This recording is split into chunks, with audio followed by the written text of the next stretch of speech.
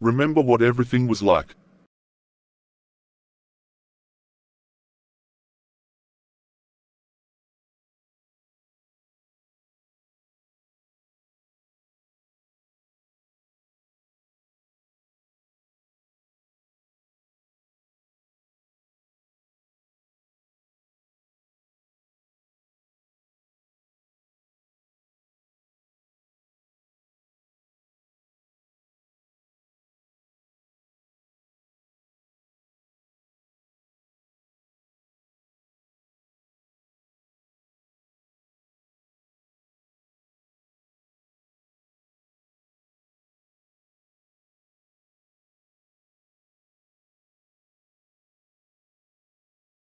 It all happened in an instant.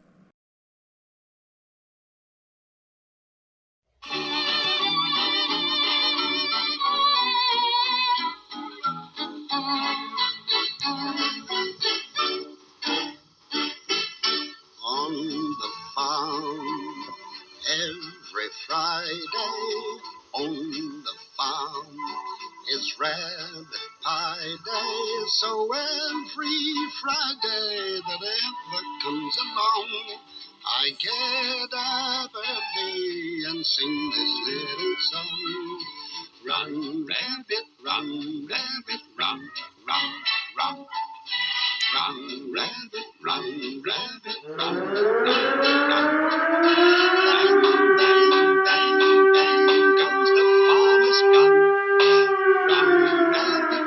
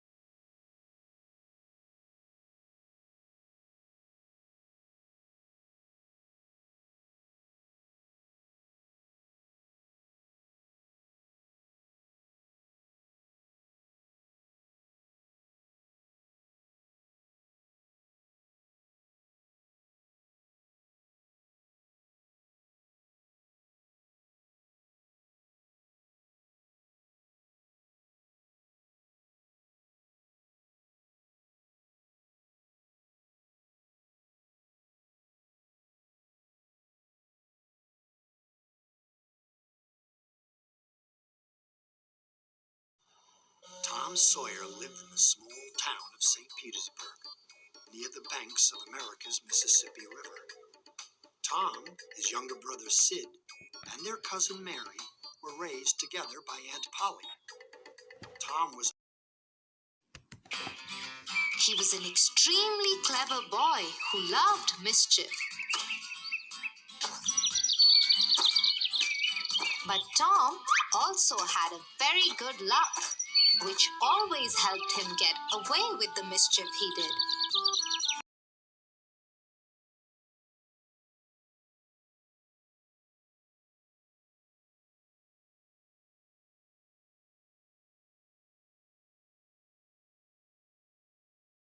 Tom, wake up.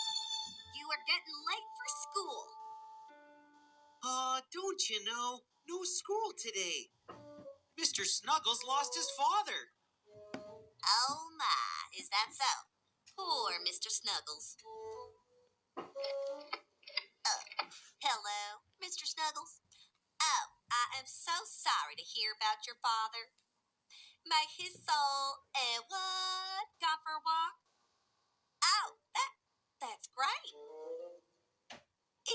It's good for his health. In fact, I say we all must go for walks. Uh-huh. Okay, Mr. Snuggles. I am sorry to bother you then. Bye. What happened? Oh, you. How could you utter a lie like that? Mr. Snuggles' father isn't dead. He's just fine. Well, I never said he was dead. I only said he lost him. You must have found him then.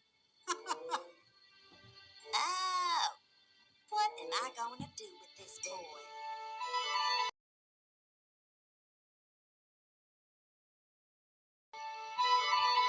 It's such a beautiful day.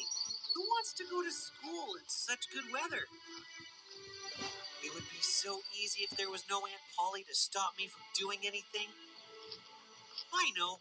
I will go play with Huck and go home later. Aunt Polly would never find out that I missed school.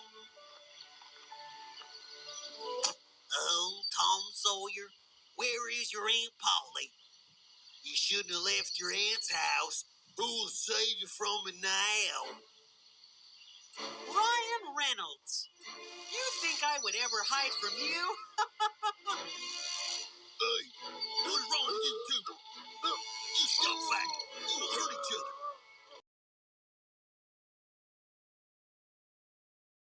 Now you two troublemakers, run along. I don't want to see you here anymore.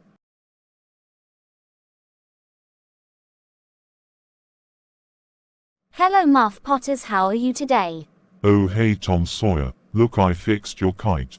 Besides, do you want to hang out and go fishing? Sure, why not?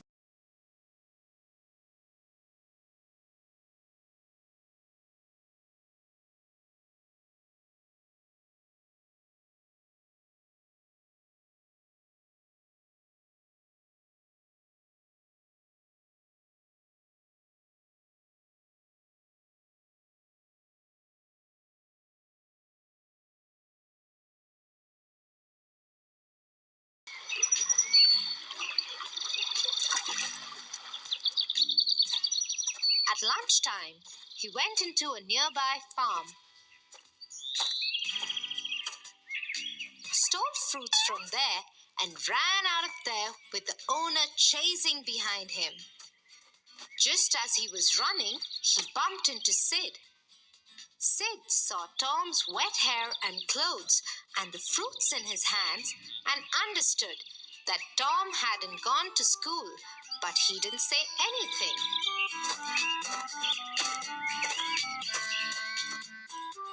When Tom reached home, Aunt Polly was waiting for him and she was angry.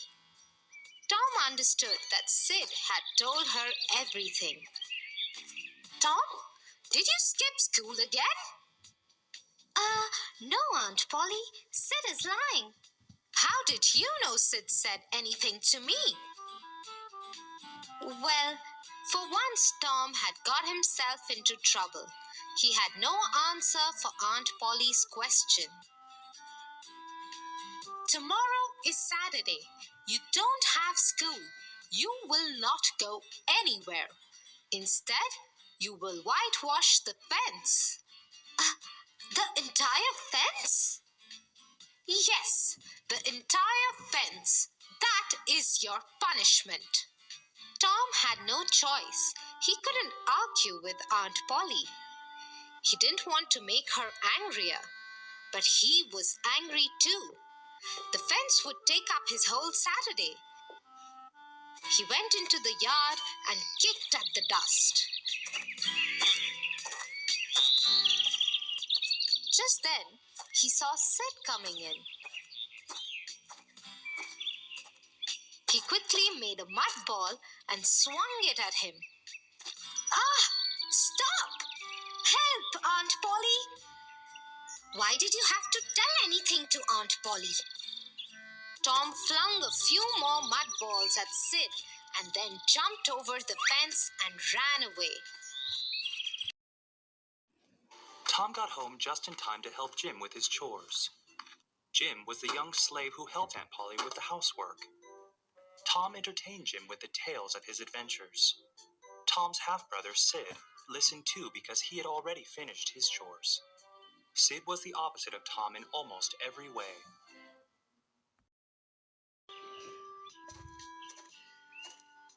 The next day was Sunday, and Tom went to Sunday school. When he reached there, he saw a new girl and was smitten by her. He desperately wanted to impress her. He thought of a way he could prove himself better than the other boys. He went to one of the smartest boys in the class.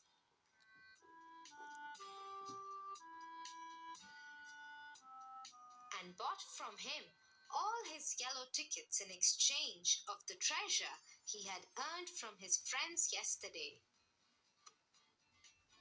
The yellow tickets were awarded only to those boys who had learned all the verses of the Bible. Usually, only older boys were able to get the yellow tickets. When you had enough yellow tickets, you could exchange them for a Bible. The minister asked the class, "Does anyone have enough yellow tickets for a Bible?" Nobody had so many tickets, except Tom, who raised his hand. Everybody, including the minister, was surprised. Tom was the most naughty boy they knew. How could he have learned all the verses of the Bible? The minister understood this was one of Tom's tricks, and he decided to test him. "Very well done, Tom. Please come here and collect your Bible." Also, as is tradition, when you earn your Bible, you get to recite any 3 of your favorite verses from it. Tom was stumped. 3 verses? He didn't even know one. He fumbled.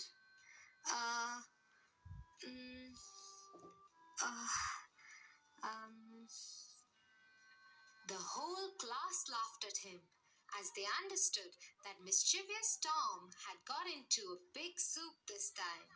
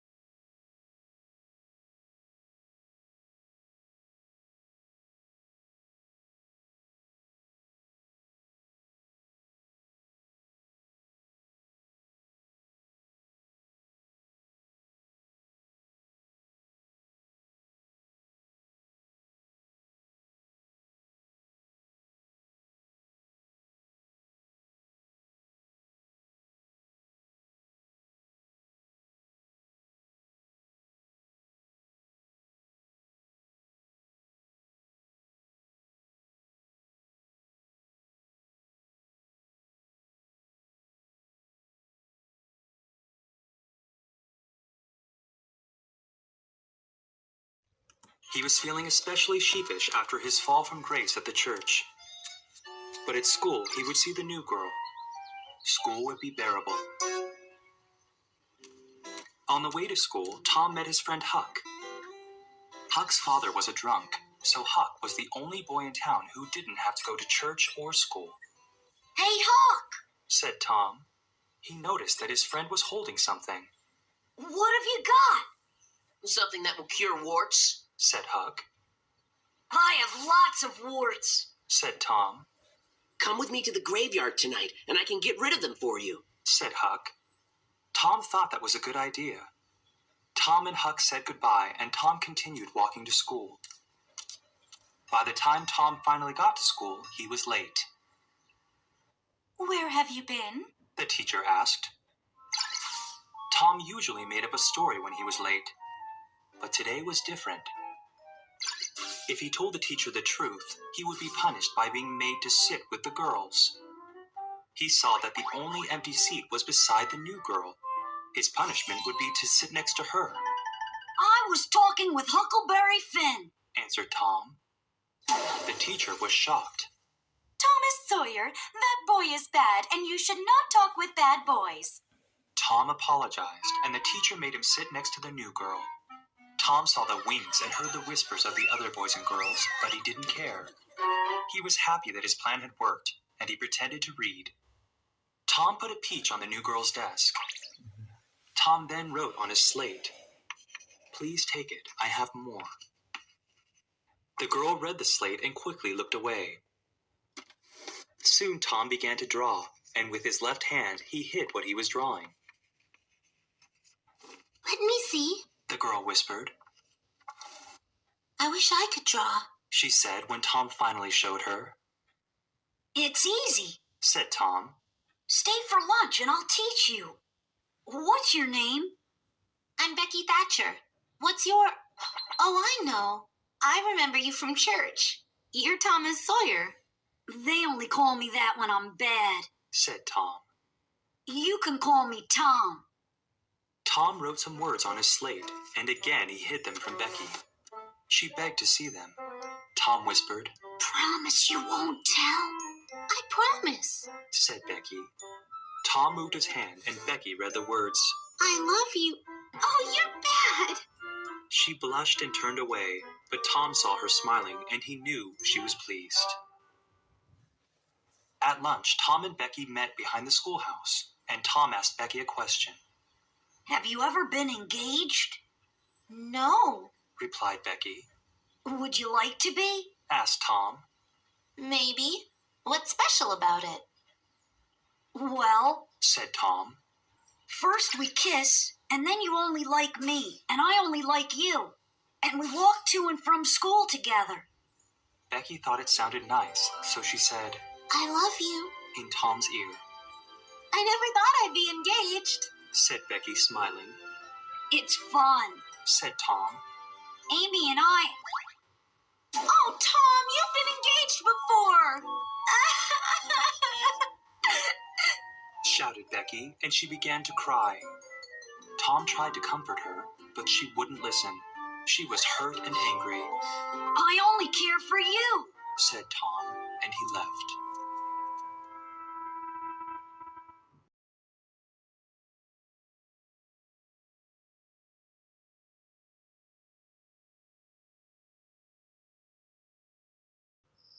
Tom was lying awake in the dark in the bedroom he shared with Sid.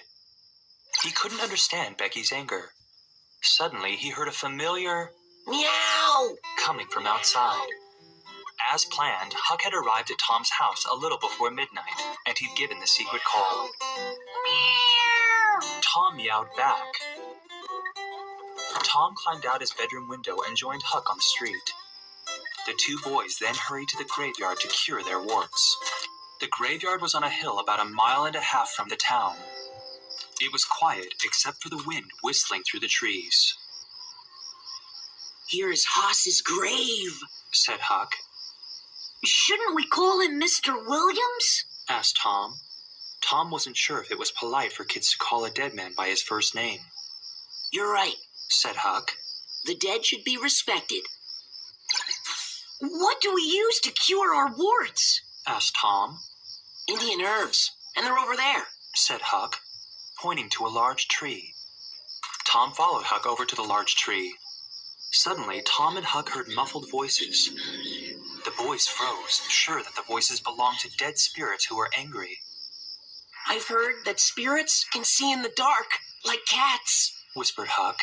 What should we do? There was a light, and the voices grew louder.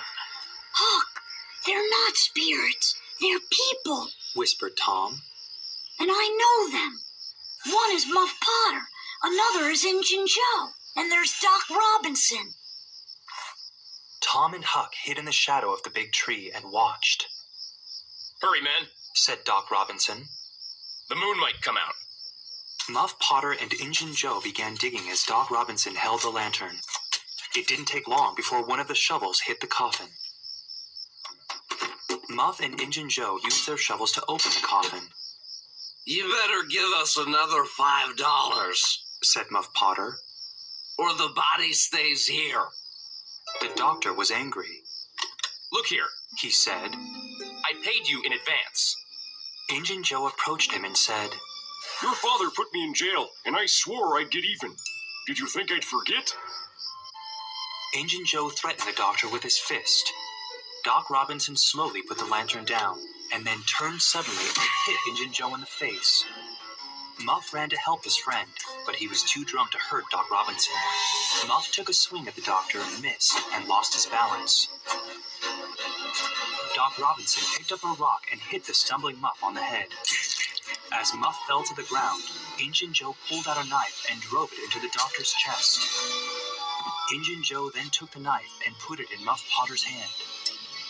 Finally, he robbed Doc Robinson's dead body.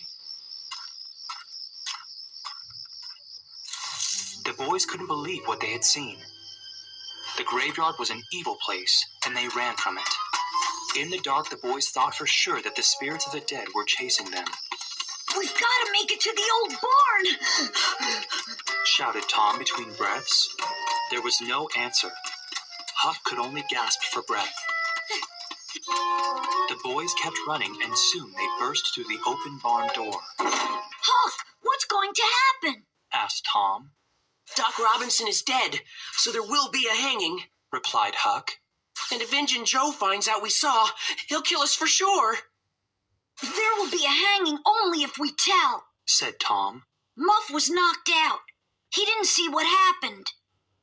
Tom, that's it, said Huck. If we swear to keep quiet, Injun Joe won't kill us. It was almost morning when Tom got home and crawled into bed. Huck had no home to go to, so he slept inside an empty barrel. The next morning, everyone heard the news that the doctor was dead. A public hearing was scheduled, and the sheriff and mayor asked people what they knew. Both Muff Potter and Injun Joe were questioned. Muff said he was too drunk to remember what happened, but he admitted going to the graveyard to rob the grave. When Injun Joe was questioned, he said that it was Muff who had killed the doctor. So the sheriff took Muff Potter to jail, and Injun Joe remained free. Huck and Tom couldn't believe that Injun Joe could tell such lies, and Tom often had nightmares. He dreamed of the murder and of Injun Joe coming after him in his dreams. Later, Tom remembered that he and Huck had left something behind in the graveyard, the bag of Indian herbs.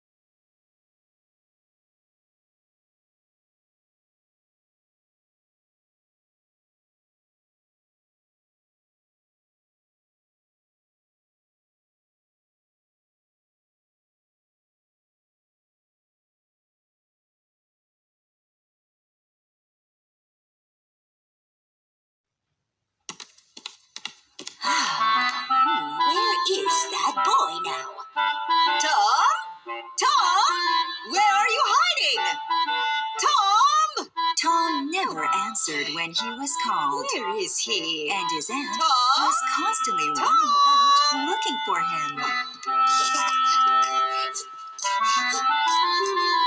There you are! Where do you think you're going? Tom, you naughty boy, I told you not to eat the jam. I didn't. It wasn't me. Really? What's that around your mouth then? Lying is a sin, Tom. I will have to punish you for this. Look behind you. What? Time to go. Tom! Oh, well. Maybe I should be glad that he could grow up so cheerful and carefree even without his parents. But I'll have to make him do some chores as punishment on Saturday. Hey, get out of my way. No, you get out of my way. My brother will come after you. Oh, yeah? Well, my brother is bigger and meaner than your brother. Tom didn't actually have a brother, Did you? so he ended up fighting Joe himself. I'll get you for this. Oh, I'm so scared. What are you gonna do? Oh, you'll see next time. Oh, now my clothes are all muddy. My aunt will be furious. Oh, maybe if I sneak in while she's asleep. Slowly, slowly. Oh, yeah. Oh, she'll find out anyway, I guess. But better later than sooner. Tom? Whoops! Don't forget about your punishment on Saturday. She gets me every time. No! I can't paint all of this!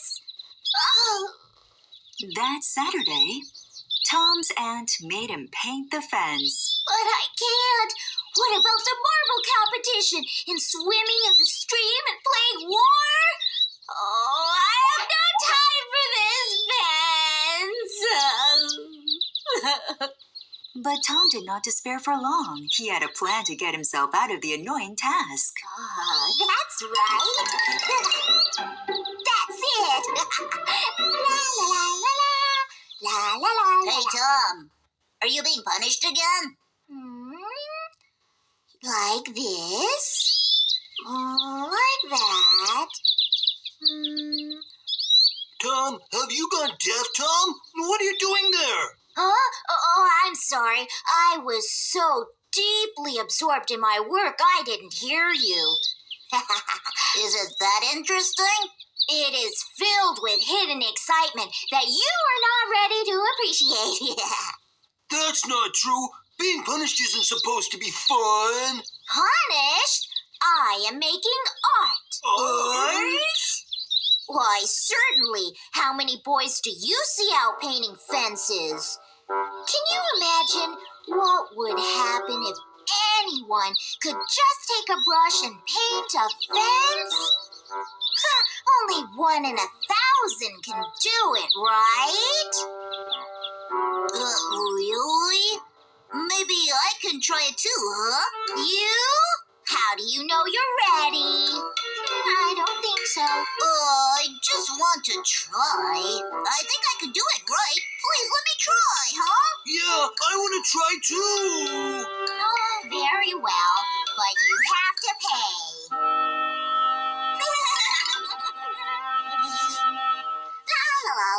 The other children gave Tom marbles and toys, and he let them paint the fence. The work was done in no time, because everyone wanted to have a try.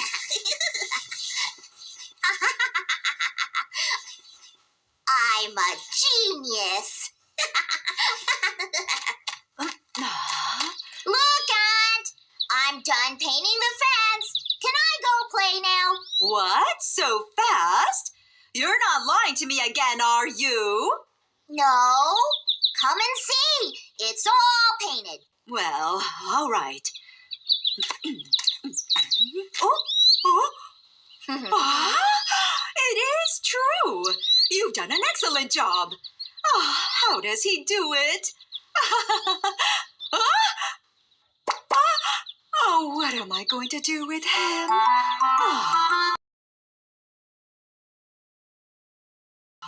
One day, Tom, his friend Huckleberry Finn, and Joe, who used to be an enemy but had become a friend, all got together.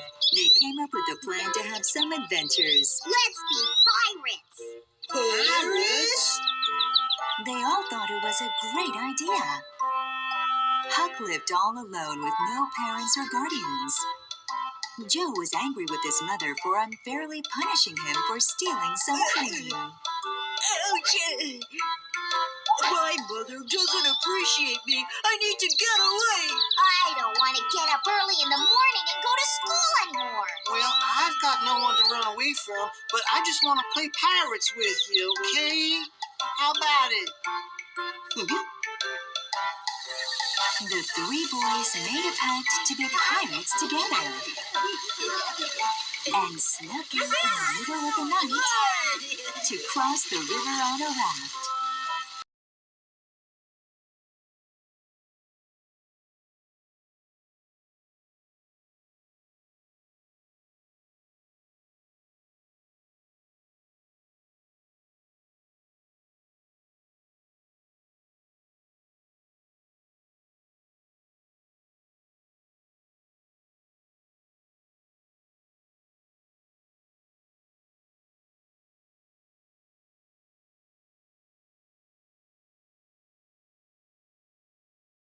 They found an uninhabited island.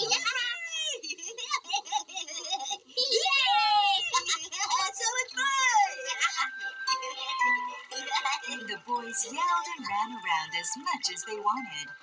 They went to bed only when they were tired, woke when they wanted to, and caught some fish in the river when they felt hungry. What they always wanted. Nobody to stop them from going anywhere or doing anything. They played and played to their heart's content. At first, they ate the fruits and raw vegetables. This is delicious. Why do they cook these? It's such a waste of time. I agree. If everybody just ate vegetables the way they are, it would save so much time. If only everybody was as smart as us. They were having such an amazing time that they didn't even realize that their raft had been carried away by the current.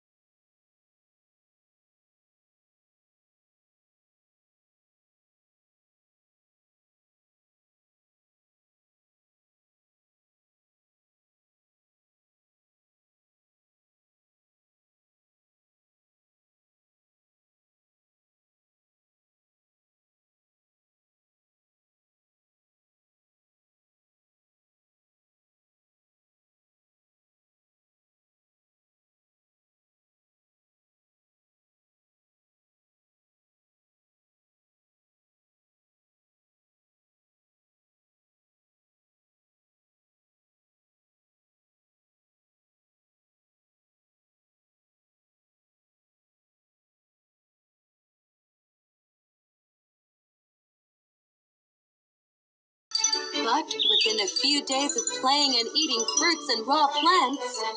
Oh, my stomach hurts. I feel so restless. Ugh, I feel dizzy. What is happening to us? I don't feel too good either. I wish both of your parents were here. They would know what to do. I agree. I miss Aunt Polly. I've never felt this alone. Someone would always be there to take care of me at the village. I wonder what my aunt is doing now. My mom must be worrying about me now.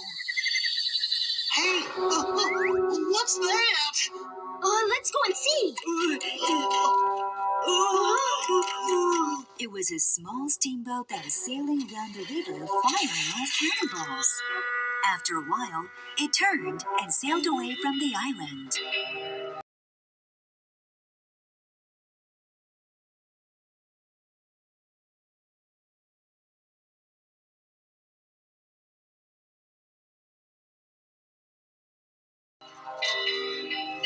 Oh, I know. They're looking for someone who's drowned. The cannon shots will make the body come to the surface. But who has drowned?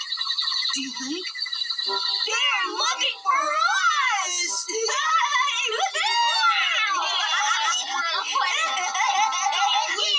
The boys were very excited at the thought that the entire village was looking for them. They would be heroes now. Tom and his friends wanted to go back right away, but they couldn't leave without the raft. They decided to send Tom ahead to the village, as he was the best swimmer.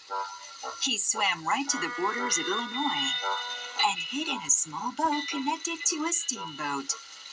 He felt just like a real pirate.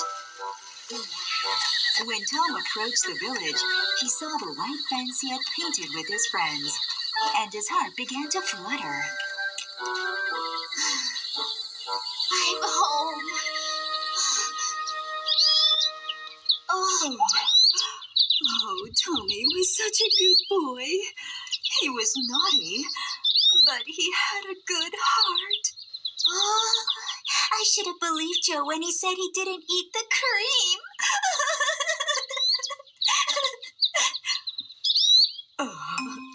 And now we'll never see those boys again. Oh, no. They're gone now. Let's have a memorial service at the church on Sunday. I hope they rest in peace. Oh, no. Tom hurried back to the island and told his friends all about what he had seen and heard at the village. We have to go back now. I want my mommy. Well, I want to go back too. I kind of like the village, actually. We will, but we must choose the right time.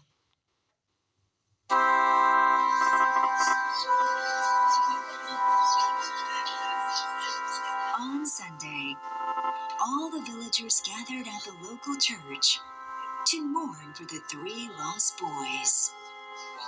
Everyone was touched by the tragedy. These 3 boys were naughty, but their hearts were pure and good. Boys are boys, and they just wanted to play. Ladies and gentlemen, we have gathered here for this sad occasion on this day. What?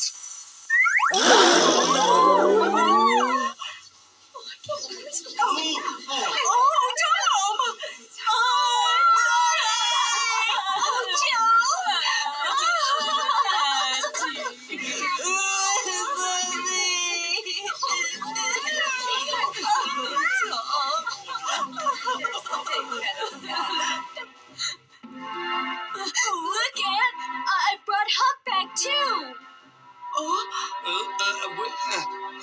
Oh, come here. You are such a brave boy, Huckleberry. These boys have played a very nasty trick, but let us welcome and forgive them as they're back home safe and sound. Of course! That day, everyone was happy, and Tom and his friends were surrounded by the love and friendship of the villagers. Tom knew he would be punished for running away. But tonight, he went to bed dreaming of new adventures.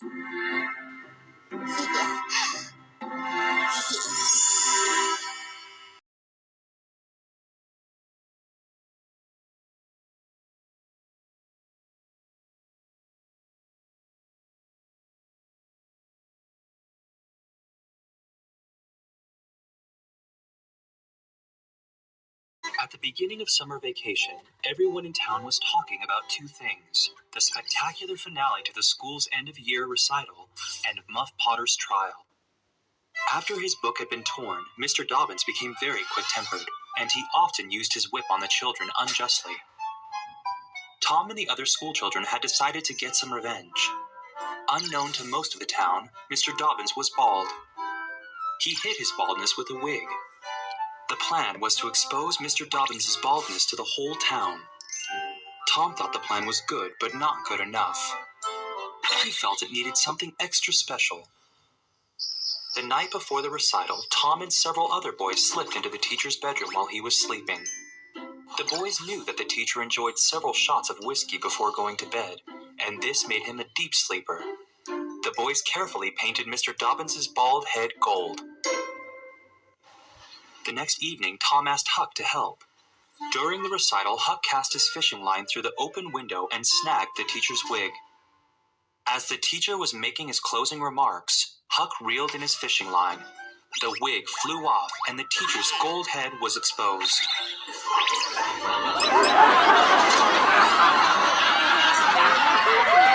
Everyone agreed it was a historic ending to the recital. The other event on everyone's mind was Muff Potter's trial. Whenever anyone mentioned it, or the murder, chills ran down Tom's spine. One day, Tom went to Huck and asked, "Have you told anyone about what we saw?" Of course not, replied Huck. Why, Tom, we wouldn't be alive 2 days if that got out. Injun Joe would kill us. Tom relaxed. I guess we're safe as long as we keep quiet. The boys promised again that they wouldn't say anything to anyone about Doc Robinson's murder. Muff Potter is going to die, said Tom. He is, replied Huck sadly. Don't you feel sorry for him? asked Tom. Yes, Huck said. Muff may be a drunk, but he isn't a murderer. He stood by me when I was out of luck. He's fixed my kites plenty of times, added Tom. I wish we could get him out of trouble. The only way to do that is to talk. But if we talk, we'll be dead, said Huck. Tom and Huck did the only thing they could do to help Muff. That was to pass tobacco, matches, and other things to Muff through the window of his cell. Muff was grateful, but the visits only made Tom more depressed. On the day of the trial, the whole town gathered in the courthouse to watch. The prosecution called many witnesses to the stand, and none of them said anything good about Muff Potter. Even Muff's lawyer didn't defend him, and the prosecution was able to quickly build a solid case against him. The judge decided to break early for lunch. Tom knew that Muff would be hanged if he didn't say anything. He pulled Muff's lawyer aside as everyone was leaving the courtroom. Tom and the lawyer talked rapidly in hushed voices. When the trial resumed after lunch, the judge asked Muff Potter's lawyer if he had any witnesses that he wanted to call. The lawyer looked at the judge and said, Yes, I would like to call Thomas Sawyer to the stand. The courtroom buzzed like a hive of bees as everyone whispered. After the oath was administered, the lawyer asked Tom where he had been on the night of the murder. Tom was about to answer when he saw Injun Joe staring at him. Tom, suddenly afraid, stammered his answer. I was in the graveyard. Tom explained that he had been hiding behind the large tree near Hoss Williams's grave. The lawyer then showed the court the bag of Indian herbs that the boys had left behind. The courtroom was silent. How close were you to the murder that you witnessed? The lawyer questioned Tom. I was about as close as I am to you, sir, said Tom. Can you describe to us exactly what you saw? Start at the beginning and don't leave anything out, cautioned the lawyer. Tom started his story. It was hard to speak at first, but soon words began to flow. He described Doc Robinson knocking out Muff with a rock and continued. I saw Injun Joe grabbing a knife and... Suddenly there was a loud crash. Injun Joe was gone. He had jumped through the courtroom window.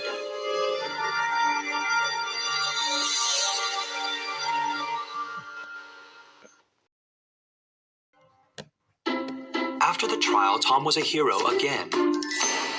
There was a story about him in the town newspaper. Old people loved him, and young people wanted to be like him.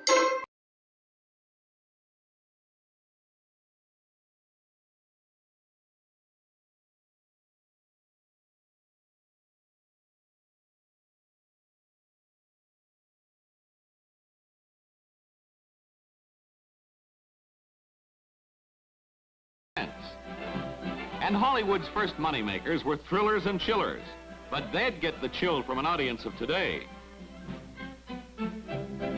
But here's how an early audience reacted. And here's a typical scene. In action commonly known as a cliffhanger, this screen siren hangs just a little too far over, and while the violent villain throws rocks, the soft-hearted audience drops a few tears.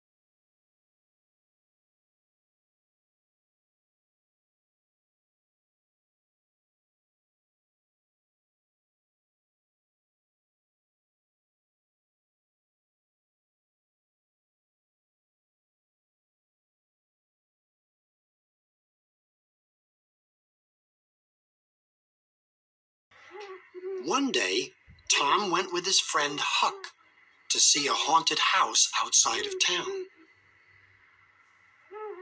There's gotta be treasure in that house. I bet there is. For real, let's go!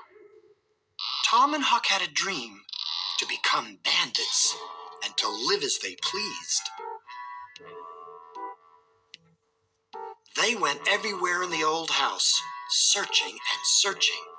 Finally, when they came to the room that was furthest in back, Huck, there's something underneath this. Great, let's have a look. A treasure chest! Tom and Huck were overjoyed and pulled up the treasure chest. Found it at last! Ha ha! This is great! It's empty! Ah, after all that trouble, it's empty! Got it? It's marked with a cross. That's where we bury the treasure. Yeah, I got it. Huck, did you hear that? Looks like they have treasure. But we don't know where the cross is. Look, they're heading for the mountains. Tomorrow you go there and look for them, okay?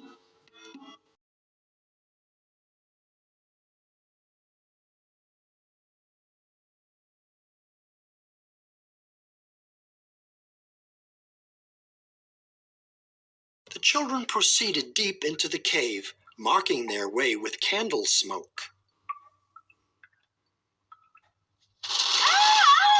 Nobody's followed us, right? How could they? We'd spot them a mile off. Meanwhile, Huck had found the two thieves up in the mountains. They were talking and going even further into the mountains. So Huck made haste to follow.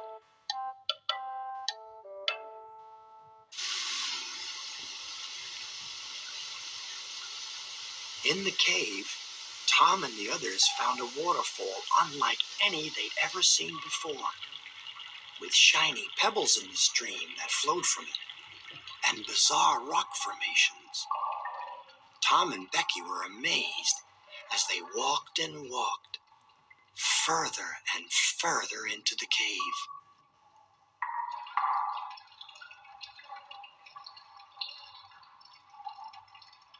Suddenly, they realized that they were all alone. Say, Tom, let's go back and join the others. Oh no, I forgot to mark our way. What? You mean you don't know the way back? The whole town came together and held a giant search party, lasting through the night. Tom and Becky had lost track of time. Their candles had gone out, and they both had fallen asleep. Had they slept long? Tom wondered. There was no way of knowing. I'm so hungry, said Becky. Here, Tom passed her some cake. I saved this for you. Are people looking for us? Asked Becky. Sure, said Tom. But he knew the cave was big, and if he and Becky waited to be found, they might wait forever. I think I should explore, he said. Here, hold one end of this kite string. I will go down these side passages as far as I can, and then I'll come back. Becky was scared, but she agreed to Tom's plan. Tom crawled slowly into the dark.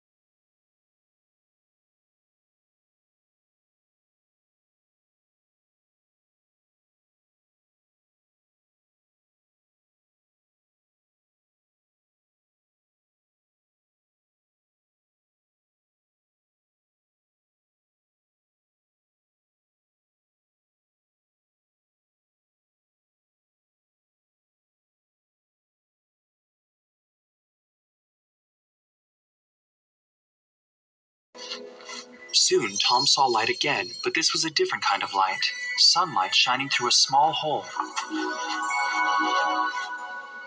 Tom took out his knife and gradually made the hole big enough to squeeze through.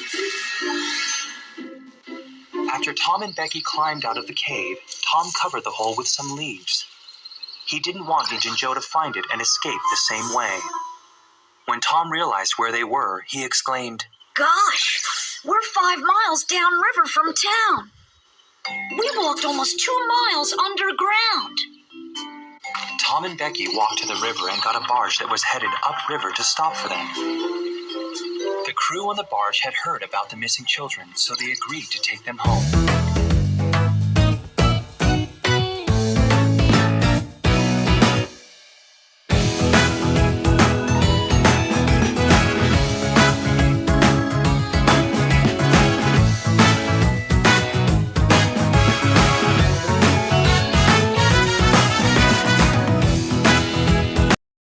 When Tom and Huck were alone, Tom told Huck that he thought he knew where the treasure was. Huck shook his head and said, It isn't in the tavern, Tom. Tom wanted to interrupt his friend, but Huck was talking too fast. When I was sick, said Huck, I dreamed a lot, and I guess I did a lot of talking. I talked about the tavern, I talked about Injun Joe and the murder, and I talked about the widow Douglas. The Welshman and others figured things out and searched the tavern, but all they found was whiskey. Tom smiled. Of course. That's all they found because the gold is in the cave. I saw Injun Joe in the cave. The night you were found, Judge Thatcher blocked the cave entrance with an iron door, said Huck. He didn't want what happened to you and Becky to happen again. Tom wanted to go to the judge, but the widow Douglas, who had been taking care of Huck at the Welshman's house, wouldn't let Huck go. So Tom went by himself and then headed back to the cave with the judge and the sheriff. The judge opened the great iron door with his key. Inside, they found Injun Joe lying dead on the ground. His knife was broken at his side where he had tried to chip his way out. The next day, Tom got Huck. They borrowed a rowboat and Tom rowed downriver. Tom found his secret entrance to the cave easily. They each lit a candle and entered. Tom showed Huck where he and Becky had slept, and then he led Huck to where he had seen Injun Joe. They climbed down into the chamber. Tom and Huck both noticed the large cross on the wall, and they immediately started digging. They didn't have to dig long before they came to a board. They lifted the board, and under it was a small compartment. Inside the compartment were some candles, some matches, and a box full of silver and gold. Finally! Exclaimed Huck. We found the treasure! Even when money's free, said Tom, you still have to work for it.